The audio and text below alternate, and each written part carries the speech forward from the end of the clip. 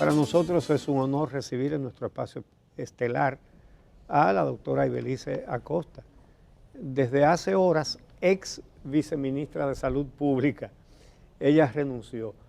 Su trabajo ha sido reconocido por todo el mundo. Entonces, mucha gente se está preguntando, nosotros también, ¿qué pasó? ¿Por qué usted renunció? ¿Se lo puede decir al público? Hola Uchi, buenos días Carolina. Hola, bienvenida. Buenos días, un placer de verdad estar aquí. Teníamos esa conversación pendiente, ¿verdad que sí? Rato.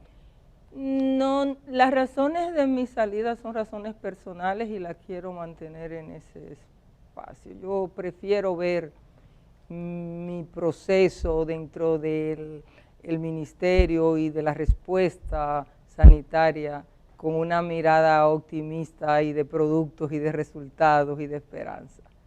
Pero la decisión es muy personal y yo quiero conservarla en el ámbito privado. Tiene todo el derecho a eso. Pues vamos a hablar entonces de la pandemia y de las vacunas. El Estado ya ha contratado casi 33 millones de vacunas, 32 millones 800 y tantas mil. Casi 33 millones, pero somos 11 millones. De a 2 dosis, si vacunaran a todo el mundo, que eso nunca sucede,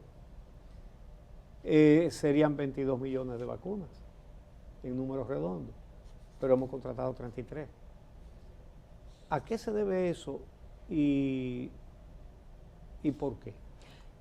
Si tú te das cuenta, este no es el único país que ha tomado esas medidas. No, el presidente, los países desarrollados han comprado mucho más de ahí. El presidente ha estado de una manera intensa al frente de lo que es la búsqueda de vacunas a como de lugar. ¿Por qué? Porque es una meta de él, enfrentar esta situación de la mejor manera para que el país pueda volver a retomar sus acciones de desarrollo, de economía y todo lo que está detenido, ha estado detenido.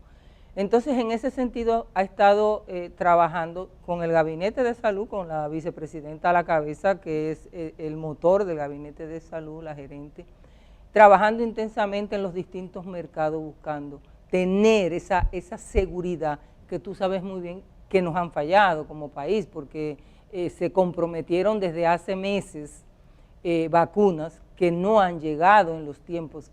Por suerte, gracias a esas gestiones incansables, porque ha sido un movimiento constante de la cabeza de gobierno, hemos podido tener vacunas desde China y poder y empezar y arrancar y tener en curso un plan de vacunación que es exitoso.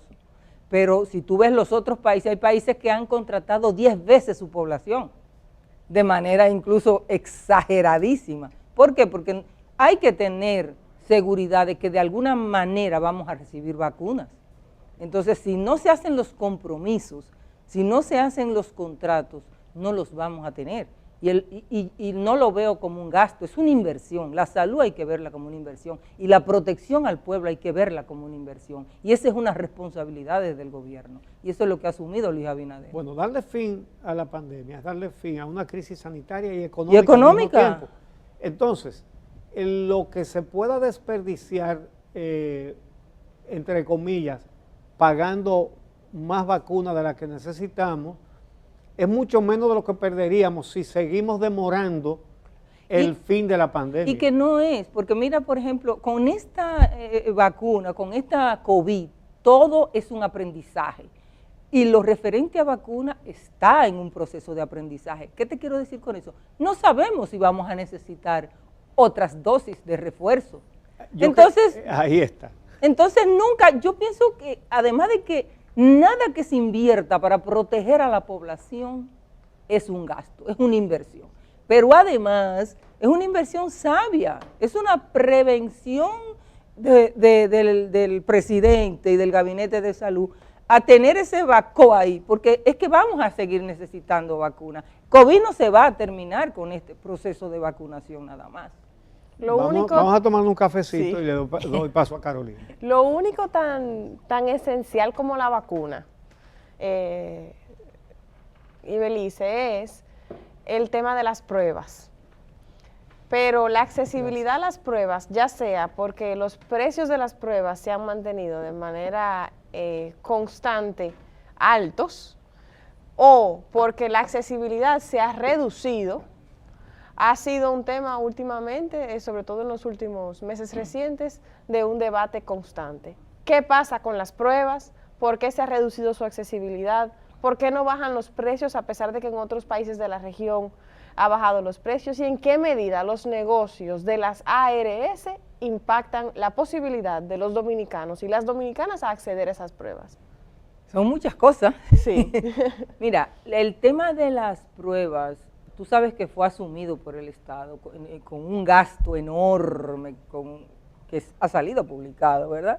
Ahí no se escatimó esfuerzo. Nosotros llegamos en unas condiciones extraordinarias, con unas elecciones postergadas, con una pandemia en pleno auge, y empezamos a hacer todo el rediseño desde la transición de lo que era la respuesta COVID, que incluyó el fortalecimiento del laboratorio, doctor De Filló, que ustedes vieron que en poquísimas semanas estuvo en condiciones de procesar de 1.000 y 1.500 muestras, empezó a procesar 3.000, 4.000, 15.000. Nosotros hemos como país tenido días de hasta 14.000 muestras y 7 y 8.000 de esas procesadas en el doctor De Filló.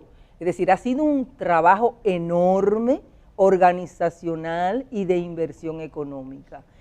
¿Qué ocurre? Los gastos siguen, la demanda sigue. Entonces, para el Estado es sumamente costoso.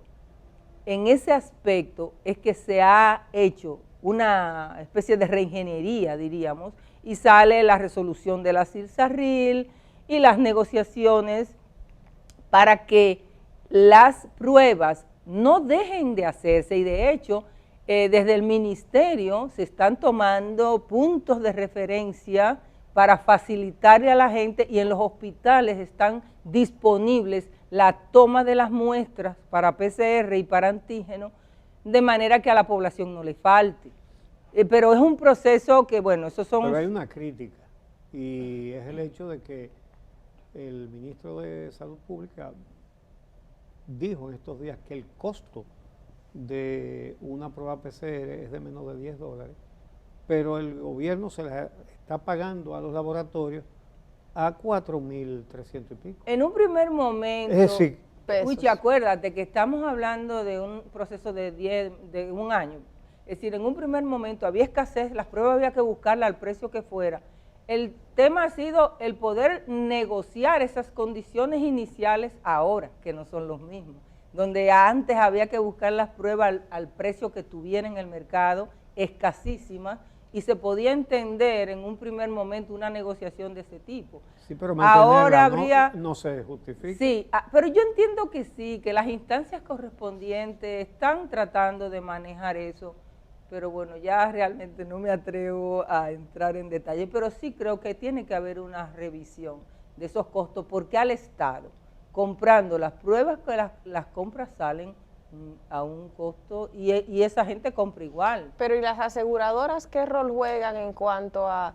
Mira, Edith ponía hace poco un ejemplo que me parecía muy interesante. Si usted tiene una empresa de seguros que asegura propiedades y de repente hay un incendio masivo y se queman todas las propiedades o una parte importante de las propiedades, la aseguradora pierde. Esa es la lógica de cómo funcionan las aseguradoras.